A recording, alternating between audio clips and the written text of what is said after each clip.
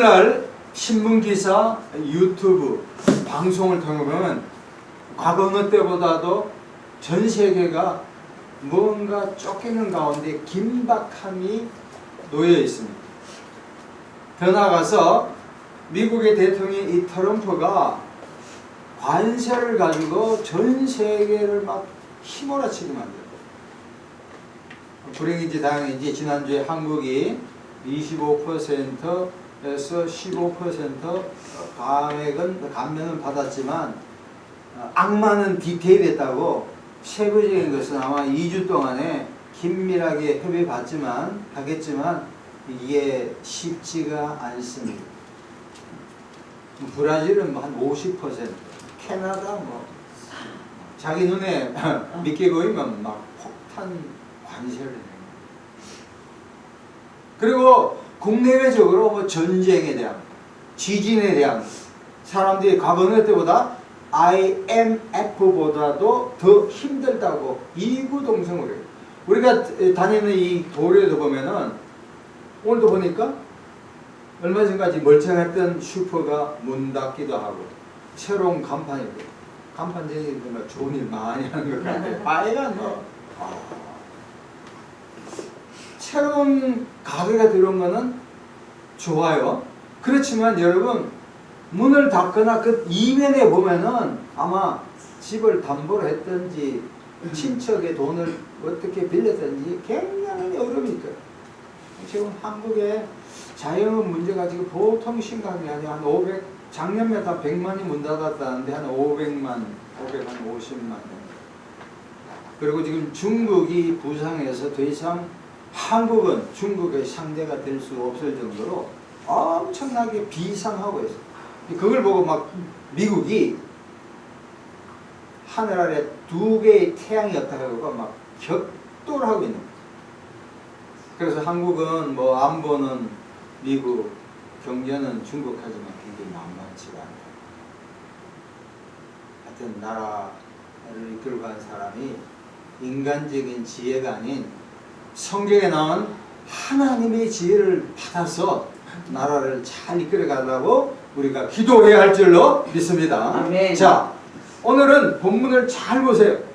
본문 잘 보세요. 보시면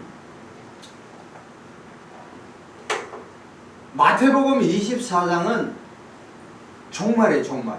흔히 종말은 뭐냐면 예수님께서 초림 언제죠? 2025년? 그게 한 4년 2029년 오셔서 예수님께서 재림합니다. 할렐루야. 아멘. 사도행전 1장 11절에 내가 올라간 그대로 내려오신다. 우리 약속의 말씀이 있잖아요. 네. 초림과 재림 사이를 뭐라 그래요? 다 같이 종말. 따라합시다. 종말은 예수님의 초림과 재림 사이를 말하는 것이다. 예수님의 초림과 재림 사이. 그럼 지금 우리가 어디에 있어요? 종말. 종말이지. 어떤 사람은 그래. 벌써 예수님이 재림했대. 헷갈리는 친구들이 있다. 기다리는 거야. 네. 자, 문기를 잘 보세요. 1절, 2절은 그 예루살렘 성전을 이야기하는 겁니다. 성전, 빌딩, 건물을 이야기해요. 보십시오. 예루살렘 건물은 3개가 있습니다. 처음에 솔로몬 성전이 있습니다. 따라서 솔로몬 성전. 느부갓네살 성전. 세 번째가 헤롯 성전이에요. 헤롯 성전. 자, 여기 헤롯 성전은 무려 46년간 지은 겁니다. 보통은 몇 년 동안 뚝딱 하지만 46년간 지은 겁니다. 그 1, 2절에 대한 이야기고, 오늘 말씀을 전하기 3절부터 14절까지가 그 예언의 이중 예언인데 2가지입니다. 3절부터 14절까지는 AD 70년, 다시 말하면 예수님이 탄생하시고 그리고 예루살렘 성전이 완전히 파괴된 그 기간을 예언하고 있는 거예요. 3절부터 14절까지. 이 종말이라는 큰 빅 디자인 가운데 3절부터 14절까지 뭘 얘기한다고요?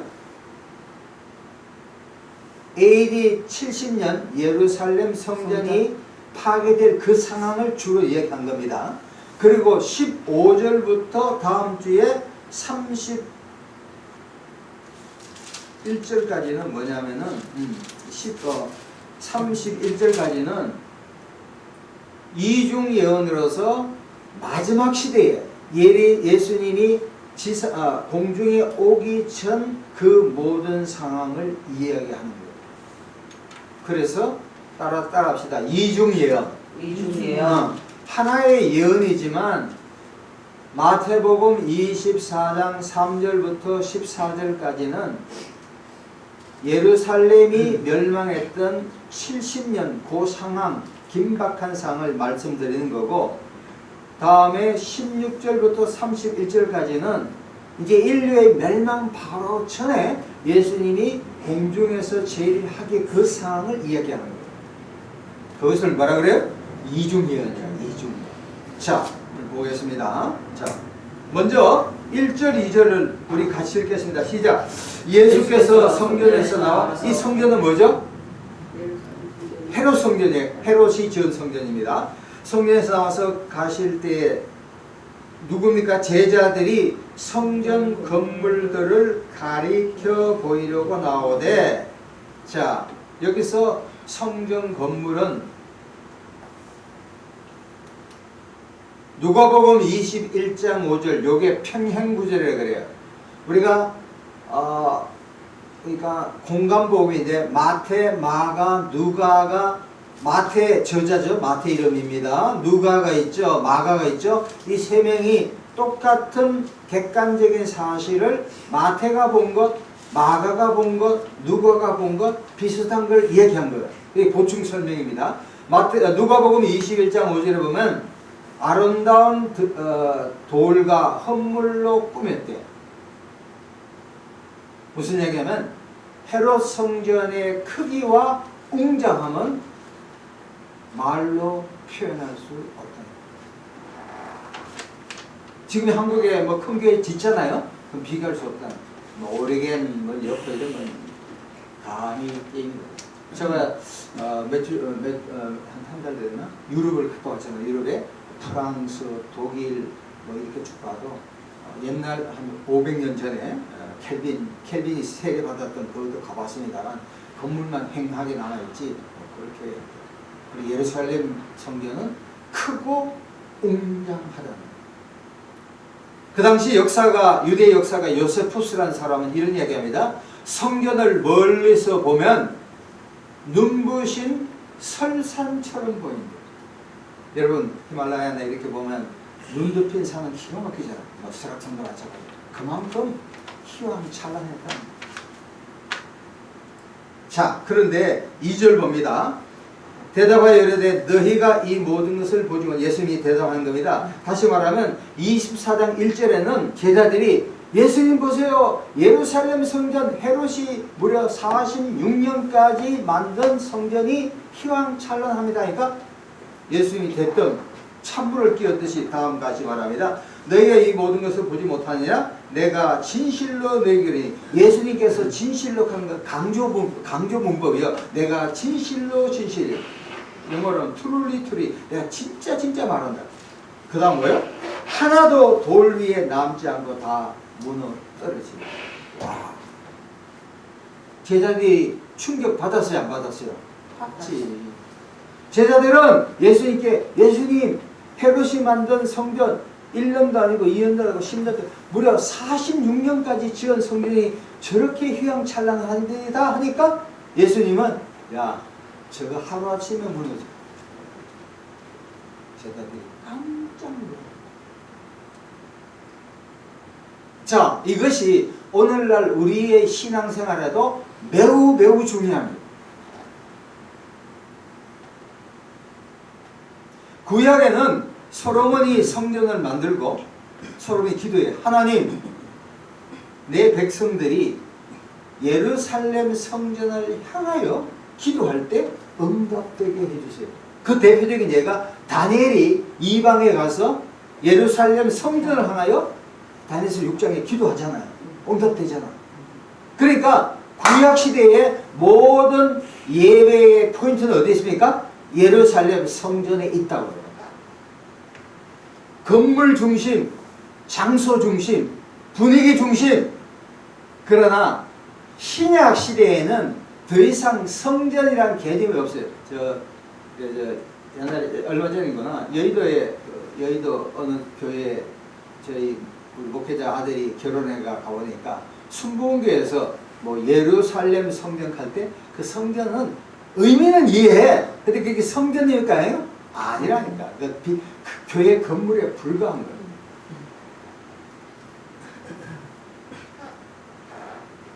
요한계시록 21장 5절을 보면 요한계시록에서 성경 건물이 어디라고요? 예수님이에요. 예수님. 따라합시다. 신약시대에 건물은 예수님이에요. 예수님. 아멘. 이야. 이스라엘 사람들에게는 엄청 충격적인 이야기야. 야, 내가 건물. 그러면 예를 들어가 명동성당에서 미사를 드리면 하나님 오시는 살아계시는 것 같고, 뭐 이렇게 텐트를 치고 이러면 하나님이 왔다가 가는가? 아니라니까. 사람 많으면 하나님이 웅성 막 축복하는 거고, 사람이 없으면 아니라. 그러니까 예배 드릴 때 분위기나 숫자나 건물은 아무것도 아니고, 살아계신 이 시간도 히브리서 13장 7절 예수께서는 어제나 오늘이나 영원토록 하는 여러분의 마음에 예수님이 살아계시면 그 자리가 예배의 산 제사가 될 줄로 믿습니다. 아멘. 그렇게 따지면 우리 인생살이가 지금 얼마나 힘들어요. 내 인생이 비참하고 망한 것 같고, 가족의 아들이 직장을 제대로 못 잡아 사업이 제대로 안 돼. 남편이 병들어 있어. 돈이 없어. 그러나 그 절박한 상황 속에도 예수님이 인정하고 예수님이 함께 하시고 예수님이 축복하면 그 자리가 하나님의 축복된 자리인 줄로 믿습니다. 아멘. 그게 신앙이라니까요. 아멘. 우리나라 사람들은 분위기 너무너무 타. 자, 두 번째 이제 가장 중요한 게 바로 3절부터 14절까지입니다. 여기서 저는 네 가지, 말세 징조의 네 가지를 봅니다. 자, 4절, 5절, 11절입니다. 4절, 5절 같이 읽겠습니다. 시작. 예수께서 대답하시되 너희가 사람의 미혹을 받지 않도록 주의하라. 5절. 많은 사람이 내 이름으로 와서 이르되 나는 그리스도로 하여 많은 사람을 미혹하라. 11절. 거짓 선지자가 많이 일어나 많은 사람을 미혹하였으되. 여기서 중요한 단어가 있습니다. 뭐요? 미혹. 미혹은 속임 당하는 거예요. 속이는 거예요. 말세의 징조의 첫 번째가 따라합시다. 미혹의 시대. 시작. 미혹의 시대. 첫 번째가 미혹입니다. 미혹. 두 번째 6절 7절 목차 한번 보겠습니다. 같이 읽읍시다. 시작. 난리와 난리 소문을 들에서나 너희는 삼가 두려워하지 말라. 이런 일이 있어야지 아직 끝은 아니니라. 민족이 민족을 나라가 나라를 대적하 일어나겠고 곳곳에 기근과 지진이. 두 번째 따라하겠습니다. 재앙의 시대. 시작. 재앙의 시대. 첫 번째가 뭐라 그랬죠? 미혹. 미혹의 시대. 두 번째는 재앙의 재앙의 시대. 세 번째가 9절, 10절, 12절입니다. 9절, 10절, 12절 같이 읽겠습니다. 그때 사람들이 너희를 환난에 넘겨주겠으며 너희를 죽이니 너희가 내 이름 때문에 모든 민족에게 미움을 받으라. 그때 많은 사람들이 실족하게 되어 서로 잡아주고 서로 미워하되. 12절. 불법이 성함으로 많은 사람의 사랑의 시대다. 여기 뭐냐면 따라하겠습니다. 박해의 시대. 박해의 시대. 첫 번째가 뭐라겠죠? 미혹의 시대. 두 번째는 재앙의 시대. 세 번째는 박해. 야, 이렇게 머리가 명석한 교인이 우리 교회에 할렐루야! 깜짝을 하나님 굉장히 기뻐하시겠어요. 와, 머리 좋은 사람만 다 부활교회 보낸 줄로 믿습니다. 첫 번째 따라합니다. 미혹의 시대. 재앙의 시대. 박해의 시대. 자, 14절 같이 읽겠습니다. 시작. 이 천국 복음이 모든 민족에게 증언되기 위하여 온 세상에 전파되니 그제야 끝이 오리라. 마지막 따라합니다. 복음 전파의 시대. 시작. 복음 전파의 전파의 시대. 자, 목차부터 이게 대지야, 설교 대지야. 그러니까 목회자들은 성경 본문을 가지고 그냥 뭐 지파 먹듯이 풀어주는 게 아니라 그걸 가지고 뚜렷한 대지를 갖고 이게 딱 만드는 게 뛰어난 소리. 첫 번째는 뭐라고요? 따라 미혹의 시대. 두 번째는 재앙의 시대. 세 번째 박해의 시대. 마지막에 복음 전파의 시대. 제가 쪼꼬리 소리 가져왔습니다. 자, 잘 보세요. 미혹의 시대 두 가지가 있습니다. 첫 번째 5절 보면 거짓 그리스도가 출현해요. 영어로 보면 엔티크라이스트. 그리스도인데 그리스도가 아니에요. 그리스도가 뭐예요? 메시아, 구원자예요. 따라합시다. 그리스도는 메시아이며 구원자예요. 영혼을 구원하는 거예요. 이거 인문학에서는 개념 정립을 정확하게 다시 한번 메시아가 뭐예요? 메시아는 히브리 말로 메시아고 그리스 말로는 그리스도입니다. 똑같은 이야기요. 죽은 그리스도. 그것이 뭐냐면 내 인생을 죄로부터 구원하는 것이 메시아요 그리스도입니다.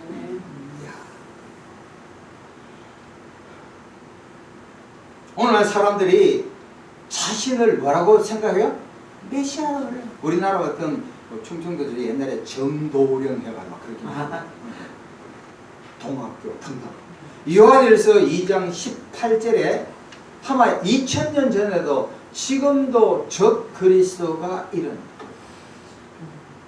시대를 불문해 특별히 난세에 뭐 영웅이 나타나기도 하지만 어려운 시대일수록 백성들은 민초들은 구세주를 기다리는 거예요.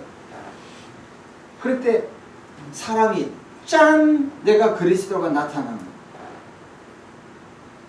역사상 1978년에 짐 존스라는 사람이 나타나가 자기가 메시아래. 그래서 무려 911명이 죽었어요. 또 미국에서 1993년 데이빗 코레시를 해가지고 82명이 집단 자살했습니다. 또 우리나라 세계가 나온 참 이상한 인물 누구예요? 문시 문성명 통일교. 이 사람은 자기가 재림주래. 영적인 것도 계보가 있어요. 계보들이. 지금 나온 사람들 가운데 우리나라에 자칭 한국의 재림주라고 한 사람 몇 명이야? 50명. 와, 그게 추정자들이 기가 막혀. 저는 설교는 하지만 재림주는 아닙니다. 말이 안 되지. 근데 사람들은 있잖아. 그게 호기심 반 따라가는 거야. 뭔가 있는 줄 알고 자세히 보니까 대충은 맞아. 뭐 신기하더라고. 여러분 부처님 아니요. 그 스님도 도를 많이 통한 사람은 이 사람을 보면 알아. 스님도 병 고칩니다. 그래 안 그래요? 네. 무당도 쪽집게 쳐봐라. 와, 내보다 더 잘 알아. 근데 과거는 누가 잘 알아? 내가 잘 알지. 거기에 복채를 넣고 10만원, 100만원 넣고 선긋해봐 3천만원, 5천만원 그냥 가는 거야. 너 주변에 많지. 자, 두 번째 11절 보면 거짓 선지자, 거짓 선지자. 거짓 그리스도와 거짓 선지자의 차이를 아시겠죠? 거짓 그리스도는 자기가 메시아라고 하니까 거짓 선지자는 하나의 예언해 주는 것에 불과한 거예요. 이사야 30장 10절 보면 여기 재미있는 말이 있어요. 거짓 선지자는 부드러운 말을 하는데 영어로 보면 프레젠팅. 야, 이거 우리 한국 목사들 들어야 돼요. 강제상에서 부드러운 말해. 그 말이 부드럽다기보다도 말 자체가 남의 귀에 듣기에 감미로운 말하는 거야. 어떤 것이 있습니까? 기복주의. 예수 믿으면 무조건 복받아. 복받을 수 있어요? 내가 복받으면 별로 나갔지. 아직 안 받으니까 찾는 거야. 기복주의라니까 우리가 깔려있다니까. 샤머니즘적이 강해요. 우리나라가 유교, 불교, 도교에 보면은 기독교 안에도 지금 샤머니즘이 샤머니즘이 뭐예요? 무당이에요. 그래서 흔히 말하는 반신 반무당적인 요소가 지금 많이 깔려 있어요. 내한테도 조금 깔려 있는 것 같아요. 두 번째, 번영신학. 번영신학이 뭐예요? 성공한다는 거예요. 그럼 예수 믿는 사람은 다 성공하고 예수 믿지 않는 사람은 다 실패하냐? 아니지. 하나님 예수 믿지 않더라도 성실하게만 출세합니다. 그럼 어떤 사람은 그래요. 야, 내가 예수 믿었는데 성공하지 못해서 또 기도하고 또 하나님 찾아야지. 예수 믿으면 성공할 확률이 많아요. 옛날에 김종필 씨가 전 세계를 이제 생명이 일어나고 전 세계를 쭉 돌아봤대. 이 사람이 한가닥해요. 박정희 대통령이 다음같이 보게. 십자가가 있는데 잘 삽디다. 그러는 거예요. 잘 사시는. 그러나 예수 이름으로 다 승리한 게 아니에요. 예를 들면 중세에 십자군 운동이 10회가 있었지만 그로 인해 피해가 첫 번째, 두 번째 성공했지만 그게 결국은 잔인했기 때문에 이슬람을 부흥시켰잖아요. 우리 기독교 세상은 예를 들어가 중세에 넘어가지고 30년 동안 전쟁이 됐잖아. 캐톨릭하고 신교회가 피나는 전쟁을 했잖아. 그 부작용이 얼마나 큽니까? 예수 이름으로 한다니까. 그렇습니다. 기복주의 번영신학. 세 번째, 이게 더 큰 문제가 만사 형통의 문제야. 영원히 잘되고 범사가 더 강건하게. 그건 하나의 그리팅, 인사에 불과한데 예수 믿으면 모든 것이 잘 돼야 되는데 아니야. 십자가는 모르는 거야. 십자가는 고난이라고. 정리합니다. 미혹의 시대는 거짓 그리스도와 거짓 선지자가 있습니다. 이걸 어떻게 영적으로 발휘할까? 따라합시다. 미혹의 시대는 따라합시다. 영적 분별력을 기르자. 시작. 영적 분별력을 기르자. 네. 지금도 미혹이 너무너무 많아. 왜냐하면 보세요. 미국 가 유학하면 그래. 우리 머릿속에는, 우리 동양적인 머릿속에는 니나 내나 할 때 샤머니즘이 깔려있어요. 또 우리가 공자님, 맹자님 통해서 유교도 깔려있어요. 석가모니니까 불교도 깔려있어. 그래야 안 그래요. 그럼 어떤 분들은 그래요. 우리 옛날에 미국 목회할 때 근사님 보면 예수 믿었지만 여전히 정한수 하나 떠놓고 이렇게 기도한다니까. 그 대상은 바뀌었지만 습성이나 행동은 똑같, 그래야 안 그래요. 또 마치 우리가 마치 뭐처럼 기복적인 신앙이 우리한테 진짜 깔려있다고. 영적 분별을 키우기 위해서는 디모데후서 2장 15절인데 잘 들어보세요. 진리의 말씀을 옳게 분별하는 거예요. 아멘. 바울은 디모데에게 야 너가 진리의 말씀을 어떻게 분별해요? 옳게 분별해야 돼. 대다수 사람들은 그러게 잘못돼서 왜곡해가 자기 입으로 자의적인 해석을 너무 많이 해버려요. 자, 영적 분별력을 키우기 위해서 세 가지가 있습니다. 첫 번째, 문맥을 잘 봐요. 문맥. 따라합시다. 문맥이 왕이다. 시작. 문맥이 왕이다. 자, 우리 하나 꼭 찾아봐요. 빌립보서 4장 13절. 빌립보서 4장 13절. 꼭 우리가 이걸 보셔야 합니다. 빌립보서 4장 13절. 바울이 빌립보 교인에게 말합니다. 자, 빌립보 4장 13절 322페이지 322페이지. 자, 빌립보서 4장 13절 빌립보서 4장 페이지에 322페이지. 사도 바울이 감옥에 있으면서 사랑하는 빌립보 교인에게 다음과 같이 말씀하는 겁니다. 이 구절이 우리가 성경 해석을 어떻게 하는가 명쾌하게 하는 거예요. 자, 11절부터 12, 13절. 자, 우리 같이 한번 읽겠습니다. 빌립보서 4장 11, 12, 13절 같이 읽읍시다. 시작. 내가 궁핍함으로 말하는 것이 아니라 어떠한 형편이든지 나는 자족하기를 배웠더니 나는 비천에 처할 줄 알고 풍부에 처할 줄 알아. 모든 일 곧 배부름과 배고픔과 풍부와 궁핍에도 처할 줄 아는 일체의 비결을 배웠나. 13절 내게 능력 주시는 자 안에서 내가 모든 것을 할 수 있다. 여기 포인트가 이 모든 것이 어떻게 해석하냐 문제예요. 모든 것이 어떻게 해석해야 돼요? 흔히 우리가 이야기할 때 이걸 갖고 적극적인 파지티브 띵킹이 해가지고 내가 예수 이름으로 믿음을 갖고 하면 주식을 하면 내가 산 주식은 5배 뜰 거야. 비트코인도 강남에 빌딩 하나 100억인데 내가 사면 1000억이 될 거야. 할렐루야 하고 기도원 가서 주여 한다니까. 그렇게 될 줄 믿습니까? 천만의 성경 해석에서 가장 중요한 건 뭐라고요? 문맥이요. 앞뒤를 봐야 된다고. 그저 자기가 필요한 구절 하나 뽑아가지고 인위적으로 한 게 요게 자의적 해석이고 요게 프루프 텍스트 마음대로 하는 거예요. 근데 여기서 모든 것이라는 것은 내가 믿음으로 하는 게 아니라 바울이 어려운 가운데 하나님이 나를 높이 세우면 할렐루야 겸손해지고 하나님이 나를 낮추면 그것도 받아들이고 내 주머니에 돈이 있으면 남 베푸고 없을 때는 얻어먹을 수도 있고 병이 있을 수도 있고 없을 수도 있고 암이 걸릴 수도 있고 이빨이 빠질 수도 있고 붙을 수도 있고 하여간 인생의 여러 가지 상황에 내가 뭐 하는 마음? 자족하는 마음. 할렐루야. 아멘. 그게 정확한 분석인데 그저 한 구절만 뽑고 문맥을 무시하고 믿습니다. 뭘 믿냐면 그저 믿는 거예요. 영적 분별로 두 번째는 뭐냐면 따라합시다. 성경이 성경을 해석한다. 성경이 성경을 해석한다. 이번 주를 다음 주 보세요. 제가 종말론 마태복음 24장을 설교하고 있지만 누가복음 마가복음에도 유사한 구절이 있거든요. 그걸 뽑아온다는 거예요. 그래야지 성경을 한쪽으로 보지 않아요.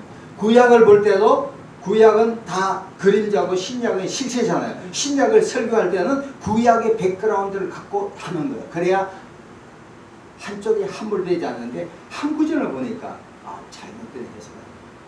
그리고 가장 중요한 게 세 번째는 교리입니다. 교리가 굉장히 그래서 신학이 필요합니다. 예를 들어가 창세기부터 요한계시까지 이렇게 보잖아요. 그럼 한쪽이 빠진다고. 교리란 것은 주제별로 하나님, 인간, 기독론, 구원론, 기독론, 교회론, 종말론, 성령론, 사탄론 이렇게 해가지고 주제별로 창세기부터 계시록까지 일목요연하게 보는 거예요. 흔히 말하면 웨스트민스터 다음에 하이델베르크 해가지고 숱한 목사님들이 머리를 사매고 몇 년간 수십 년간 그 요약한 그것이 필요한 거예요. 그렇지 않으면 그냥 본문 갖고 그냥 올라가니까 문자적인 해석도 틀리지만 엉터리 설교가 너무 많은 거예요. 자, 미혹의 시대는 영적 분별력을 일으킨 다시금 돌아갑니다. 두 번째 따라합시다. 재앙의 시대. 시작. 재앙의 시대. 지금은 전쟁이 나서 우크라이나, 러시아, 태국하고 캄보디아, 이스라엘하고 이란, 대만, 중국, 아쉽게도 한국하고 북한이 대치하고 있다는 게 70년 동안 이게 비극이에요. 기도 많이 해요. 두 번째 지진이요. 트리키에 저번에 캄차카 그 러시아 반도에서 8.8의 강도 그리고 환태평양 지역을 중심으로 해가 이쪽에서 전부 지금 언제 이 지진이 일어날지도 몰라요.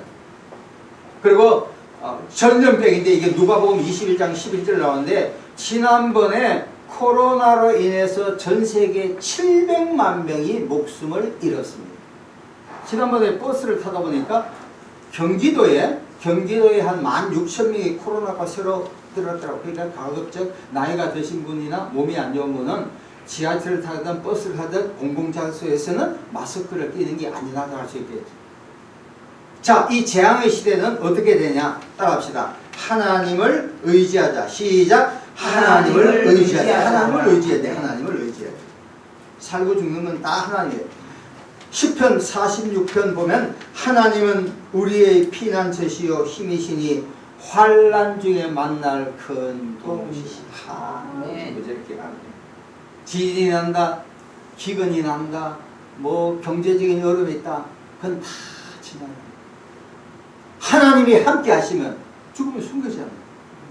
다 그 어려움들도 재앙들도 하루아침에 다 사라질 줄로 믿습니다. 아멘. 세 번째 박해의 시대. 박해. 예수 때문에 핍박을 받는 거예요. 박해의 시대 어때요? 따라합시다. 기뻐하자. 시작. 기뻐하자. 박해의 시대는 기뻐해야 돼요. 네. 마태복음 5장 10절 보면 의를 위하여 박해를 받은 복이 있나니 천국이 저희 것이며 나로 말미암아 너희를 욕하고 박해하고 거짓으로 너희를 거스르 모든 악한 말할 때 너희에게 보게네. 12절 기뻐하고 즐거워라 하늘에서 너희의 상이 큼이라 너희 전에 있던 선지자도 이같이 박해하였느니라.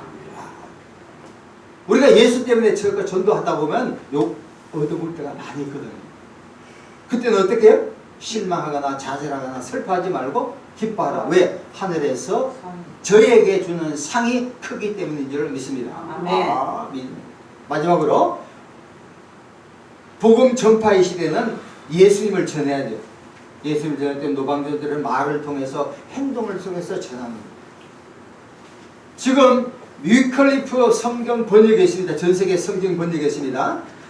전 세계에 7,397개의 언어가 있대요.